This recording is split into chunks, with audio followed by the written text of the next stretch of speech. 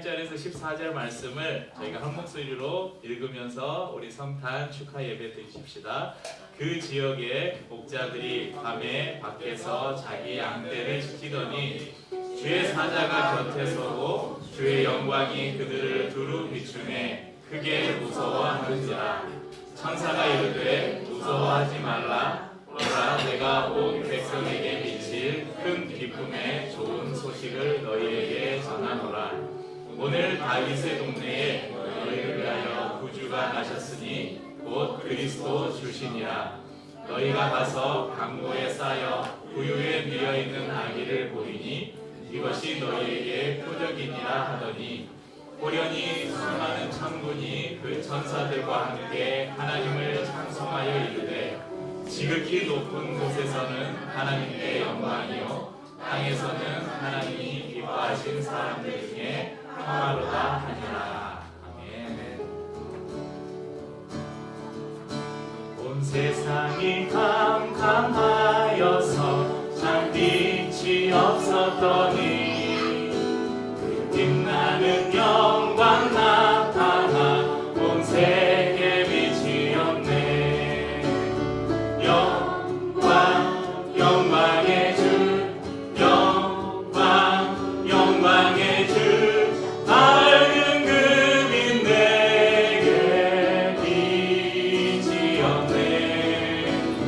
영광 영광의 주, 영광 영광의 주, 이 세상에 빛은 오직 주 예수라. 주 말씀을 믿는 사람은 그 마음이 시원하고 주 명령을 준행하는 자 그 길이 환하겠네. 영광 영광의 주, 영광 영광의 주, 밝은 금인 내게 빛이었네. 영광 영광의 주, 영광 영광의 주, 이 세상에 빛은 오직 주 예수라.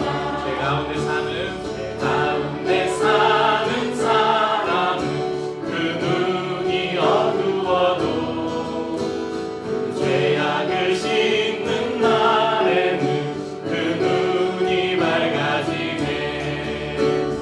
영광 영광의 주, 영광 영광의 주, 밝은 금인 내게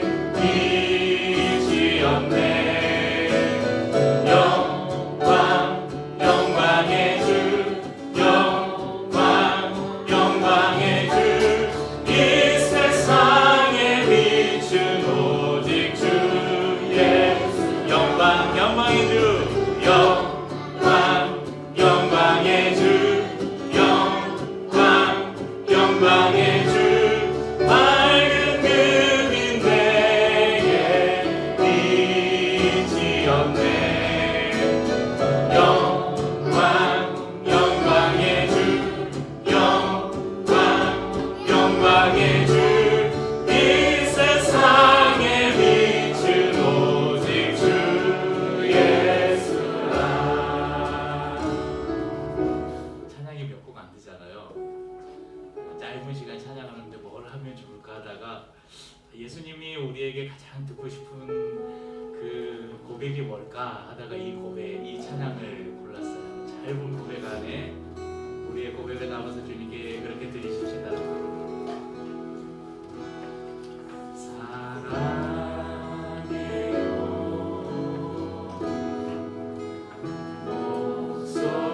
목소리 높여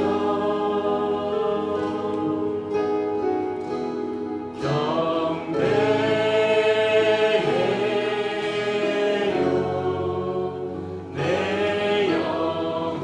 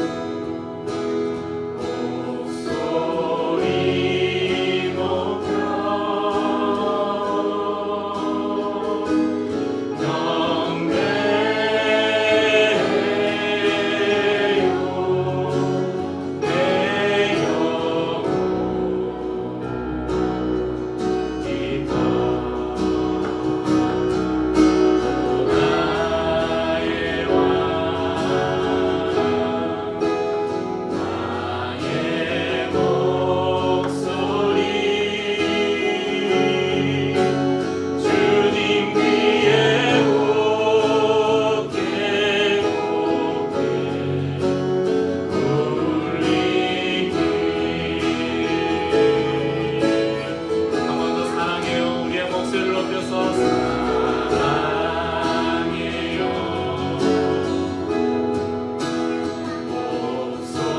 목소리 높여 경배해요.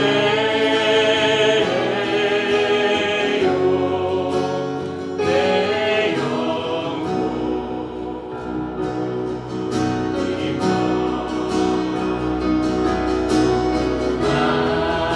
나의 왕 나의 목소리 주님 위에 곱게 곱게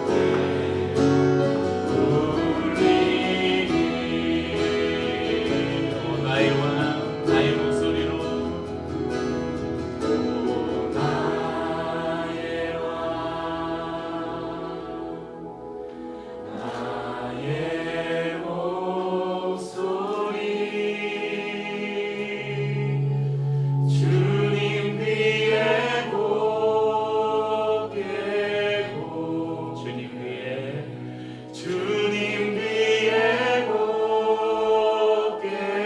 곱게 주님 위에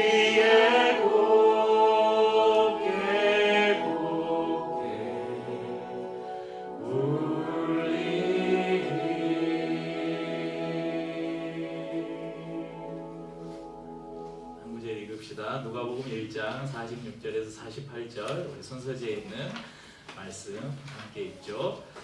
마리아가 이르되 내 영혼이 주를 찬양하며 내 마음이 하나님 내 구주를 기뻐하였음은 그의 여종의 비천함을 돌보셨습니다. 보라 이제후로는 만세의 나를 복이 있다 일컬으리로다. 아멘.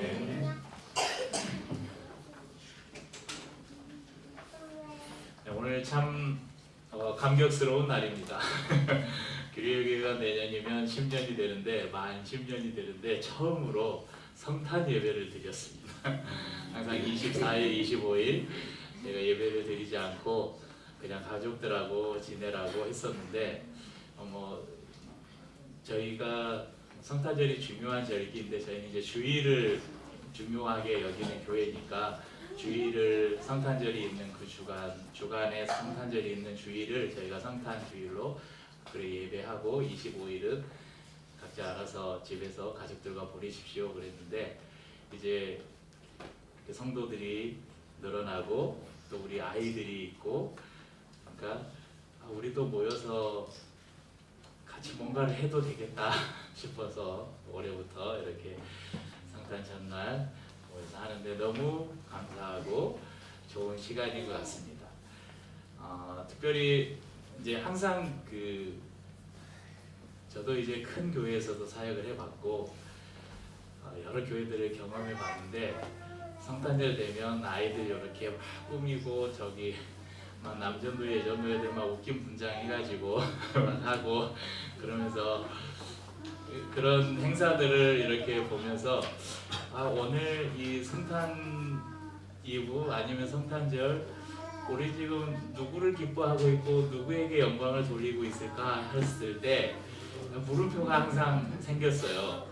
우리의 즐거움을 위한 것일까? 진짜 예수님의 탄생을 기뻐하고 그분을 높이는 시간일까? 그런데 오늘 우리가 이렇게 모인 이 시간이 정말 예수님 한 분만 높이고 그분의 오심을 진정으로 기뻐하는 시간이 되었으면 좋겠습니다. 내일은 성탄절인데요. 우리가 하루 전날 밤 예수님의 탄생을 기억하고 기념하고 감사하고 축하하기 위해서 이 자리에 모였습니다. 예수님은 2000년 전에 우리와 똑같은 인간의 몸을 입으시고 이 땅에 오셨죠. 그것을 The Incarnation이라고 합니다. 우리말로 번역하면 성육신. 하나님이 인간의 이 몸을 입고 오셨다. 하나님이신 그분이 인간의 몸을 입고 이 땅에 오셨다는 것은 순전히 죄인인 우리를 구원하기 위함이셨습니다. 아담으로부터 시작된 그 죄를 우리가 해결할 수 없기 때문에 사람의 힘으로는 도저히 해결할 수 없는 그 죄를 해결하기 위해서 하나님의 외아들을 이 땅에 보내셨습니다. 그런데 이 땅에 오신 예수님을 맞이하는 사람들의 반응들이 달랐어요. 그래서 오늘은 네 사람의 성탄 준비를 함께 나눠보려고 합니다. 먼저는 마리아의 성탄 준비입니다. 누가복음 1장 26절 이하에 보면 천사가 마리아에게 나타나서 네가 예수님을 구원자를 잉태할 것이다 예고를 하죠. 그런데 마리아는 지금 요셉이라는 남자하고 정혼한 상태였습니다. 그러니까 정혼 그러면 우리로 말하면 약혼 이렇게 생각할 수 있는데 당시 유대 사회에서 정혼은 결혼과 똑같은 법적 효력을 가지고 있었어요. 그러니까 우리가 생각하는 약혼하고는 좀 다른 개념입니다. 식만 안 올렸지 법적으로 부부와 같은 지위를 가지고 있었죠. 그런데 천사를 통해서 전해진 마리아의 임신 소식에 마리아의 마음은 어땠을까요? 처녀가 임신했다? 당시 사회에서는 도저히 받아들일 수 없고 이것은 합당한 이혼 사유가 됐고 돌에 맞아 죽어도 아무 할 말이 없는 그런 큰 범죄였습니다. 하지만 마리아가 이렇게 말합니다. 누가복음 1장 38절에 마리아가 이르되 주의 여종이오니 말씀대로 내게 이루어지이다 하매 천사가 떠나가니라. 마리아는 주님의 뜻에 자신의 뜻을 온전히 자신을 내어주었습니다. 자신에게 닥칠 위협이나 비난 그것보다 하나님의 뜻을 이루는 통로로 자기 자신을 드린 것입니다. 그래서 오늘 저희가 읽은 이 본문이 마리아 찬가라는 그런 노래입니다. 마리아가 하나님께 이 나같이 빈천한 자를 하나님이 사용하시니 감사합니다. 그런 고백을 주님께 드린 찬송시입니다. 마리아에게 있어서 예수님의 잉태는 비록 죽을 수도 있는 무서운 일이었지만 그것이 복된 일인 것을 알았습니다. 그리고 순종함으로 예수님의 오심을 예비했습니다. 두 번째 사람은 요셉입니다. 요셉이 누구입니까? 마리아의 남편이자 예수님의 육신의 아버지죠. 마리아는 당사자니까 뭐 어쩔 수 없다 치고 요셉의 입장에서 봅시다. 자신과 정혼한 여자가 임신을 했대요. 나는 손끝도 안 건드렸어요. 그런데 임신을 했대요. 요셉으로서는 도저히 받아들일 수 없었을 것입니다. 마태복음 1장 18절에서 19절에 보면 예수 그리스도의 나심은 이러하니라 그의 어머니 마리아가 요셉과 약혼하고 동거하기 전에 성령으로 잉태된 것이 나타났더니 그의 남편 요셉은 의로운 사람이라 그를 드러내지 아니하고 가만히 끊고자 하여. 성경은 요셉을 의로운 사람이라고 표현합니다. 일반인 같았으면 분노하면서 나와 정혼한 여자가 어떻게 임신을 할 수 있냐, 누구와 간음을 했느냐, 저 여자를 당장 돌로 쳐서 죽여야 한다 이렇게 소리쳤을지 모르겠지만 요셉은 조용히 그냥 파혼을 하려고 했습니다. 그때 요셉의 꿈에도 하나님의 천사가 나타나서 이 마리아에게 된 이 모든 일이 하나님의 뜻을 이루기 위함이다 이렇게 계시해 줍니다.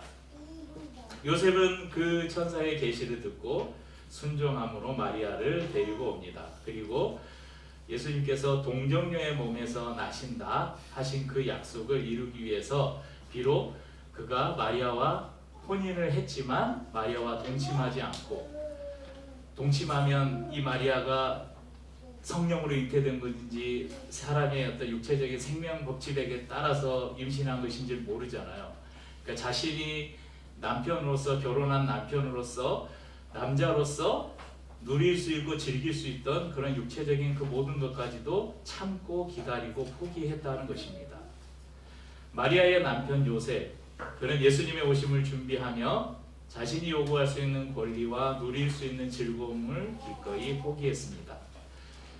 세 번째 사람들을 봅시다. 이 사람은 세 명입니다. 동방박사. 우리가 크리스마스만 되면 자주 듣는 동방박사. 마태복음 2장에 동방박사 이야기가 나오는데 이 동방박사들이 예수님의 탄생을 어떻게 알았는지는 성경에 확실하게 나와 있지 않아요. 하나님께서 직접 그들에게 나타나셔서 계시를 주셨는지 아니면 이들이 대부분 점성술사라고 추측이 되는데 점성술로 그것을 알았는지는 알 수 없지만 먼 동방에서 구주 탄생의 소식을 듣고 별을 따라서 베들레헴까지 왔습니다. 그리고 탄생하신 아기 예수 앞에 황금과 유향과 몰약을 드리고 기뻐하며 경배했습니다. 이들이 드린 세 가지 예물, 우리가 찬송 가운데도 많이 고백하죠. 세 가지 예물을 드렸네. 황금은 뭘 상징하죠? 왕. 왕의 신분을 나타낼 때 황금을 사용합니다. 그러면 이 황금은 바로 예수 그리스도는 우리의 왕이십니다. 이것을 고백하는 것이고, 유향을 드렸습니다. 유향은 하나님께만 드려지는 향입니다. 그러니까 제사를 드릴 때 드려지는 향이 유향인데, 또 이 유향은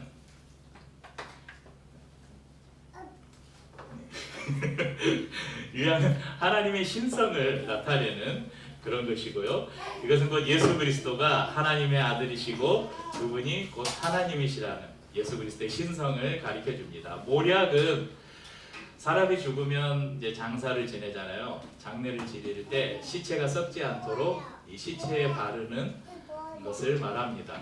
그러니까 이 몰약은 예수님께서 앞으로 십자가를 지시고 인류를 대신해서 죽으실 그 죽으심과 부활을 상징하는 것입니다.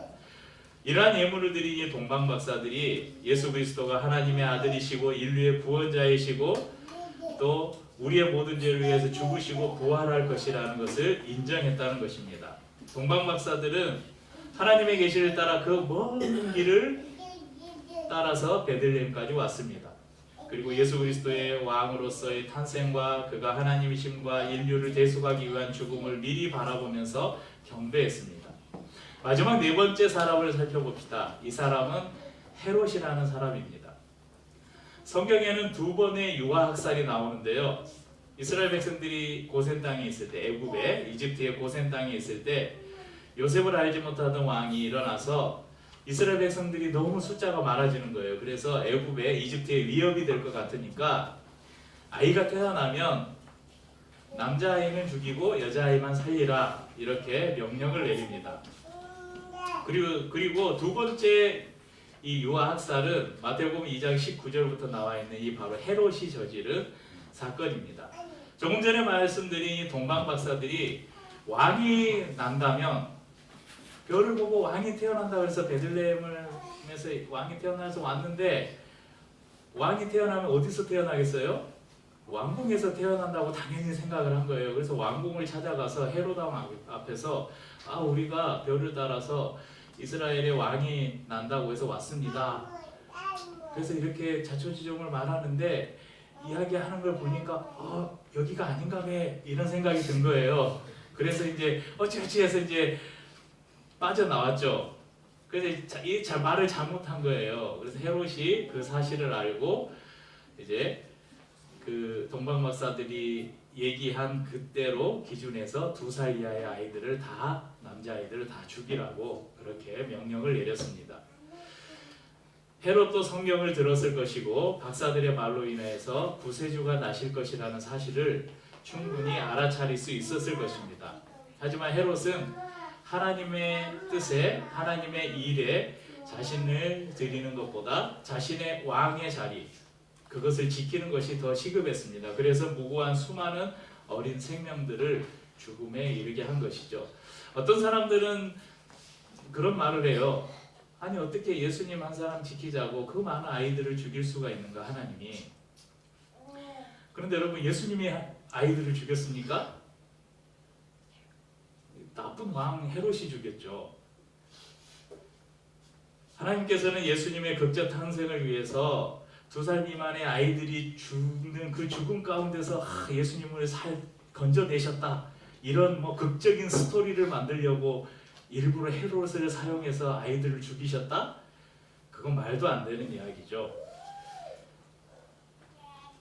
이 사건은 인류를 구속하기 위한 하나님의 계획을 알지 못하고 자기 욕심과 자기 권력을 지키려고 했던 헤롯의 그 어리석은 죄 때문에 발생한 사건입니다. 오늘 이 시대에도 하나님께서 이 땅 가운데 행하시는 공의와 사랑을 방해하고 불의를 행하는 많은 사람들이 있습니다. 이 사람들은 성탄을 준비하기는커녕 주의 오심을 방해하는 세력들입니다. 우리 성도님들, 예수님이 이 땅에 이미 오셨음을 믿습니까? 그런데 다시 오실 것을 또 믿습니까? 예수님께서 이미 오셨기 때문에 우리가 성육신하시는 예수님을 기다리지는 못하지만 우리에게는 다시 오실 주님을 기다리는 사명이 주어졌습니다. 마리아는 예수님의 오심을 기다리면서 자신이 당할 불이익을 기꺼이 감수했습니다. 요셉은 예수님의 놀라운 구원의 사역을 이루는데 자신이 누릴 수 있는 권리와 즐거움을 기꺼이 포기했습니다. 동방 박사들은 하나님의 계시를 전하기 위해 그 멀고 험한 길을 마다하지 않고 예수님께 와서 자신들의 소중한 것을 드려서 경배를 했습니다. 반면에 헤롯 같은 사람은 예수님의 오심을 방해하고 온 인류에게 복된 날에 많은 이들의 마음에 고통을 안겨주었습니다. 다시 오실 예수님을 기다리면서 우리는 주님 때문에 손해보고 때로는 기꺼이 고난도 감수할 그런 각오를 하면서 살고 있는가? 주님을 위해서라면 내가 누릴 수 있는 권리와 내가 누릴 수 있는 즐거움을 나는 기꺼이 포기할 수 있는가? 다시 오실 주님을 많은 사람들에게 알리고 그분의 길을 예비하기 위해 나는 길고 험한 순종의 길을 기쁨으로 걸어가고 있는가? 이것을 우리에게 이 성탄절에 질문해 보았으면 좋겠습니다. 혹 나는 헤롯처럼 내가 가진 것, 내가 가진 기득권, 내가 가진 물질, 내가 누리고 있는 지금 이 즐거움, 이 만족을 예수 때문에 빼앗기지 않기 위해서 불의와 악행을 행하고 적절히 타협하며 살고 있지는 않는가? 이 시대의 교회를 바라보면서 또 이 시대의 그리스도인들을 보면서 우리는 과연 마리아와 요셉과 동방 박사처럼 다시 오실 주님을 그렇게 기다리며 다시 오실 주님의 그 길을 준비하고 있는 사람인가? 다시 한번 돌아보았으면 좋겠습니다. 우리는 이 땅에 다시 오실 예수 그리스도를 기다립니다. 하나님의 공의와 사랑이 이 땅에 물같이 흐르기를 소망하면서 우리가 예수님의 가르침과 그분이 살다 가셨던 삶을 따라서 낮은 곳으로 향하는 삶을 통해서 주 예수여 어서 오시옵소서. 네 자로 뭐죠? 마라나타. 이 마라나타의 신앙으로 주님 다시 오심을 기다리는 복된 성도들이 되시기를 주님의 이름으로 축복합니다. 기도하겠습니다. 하나님 아버지 감사합니다. 우리를 위해 이 땅에 오신 예수님 당신을 사랑합니다. 마리아와 요셉과 그 동방 박사들이 그리고 또 양을 치던 목자들이 예수님의 오심을 예비하며 기꺼이 자신들이 누릴 수 있는 것, 즐길 수 있는 것들을 다 포기하고 주님의 구원의 사역에 기꺼이 자신을 드렸던 것처럼 우리도 이제 다시 오실 주님을 기다리며 그 주님의 길을 예비하는 사람들로 기꺼이 우리가 누릴 수 있는 권리들을 내려놓고 즐거움들을 내려놓고 우리가 가진 것을 기꺼이 드리며 희생하는 삶을 살게 해 주옵소서.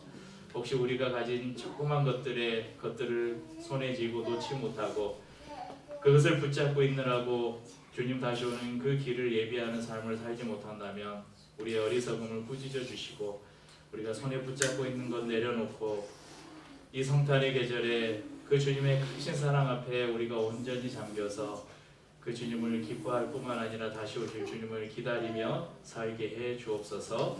이 성탄의 계절에 하나님 우리가 이곳에 모여서 이렇게 맛있는 식사를 나누고 즐거운 시간을 갖고 있지만 또 우리 주위에는 어둠 가운데 또 추위 가운데 낙심 가운데 절망 가운데 있는 많은 우리의 이웃들이 있습니다. 사랑하는 주님 우리가 할 수는 없지만 주님의 빛을 그들 가운데 비춰주시고 또 우리 가운데 비추신 주님의 빛을 우리가 또 할 수 있는 한 힘을 다해서 그들 가운데 비춰줄 수 있도록 주님 우리를 사용하여 주옵소서.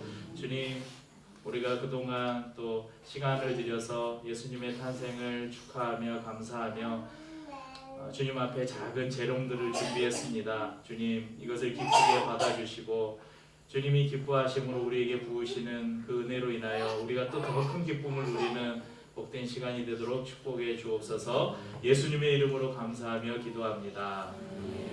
자, 선생님.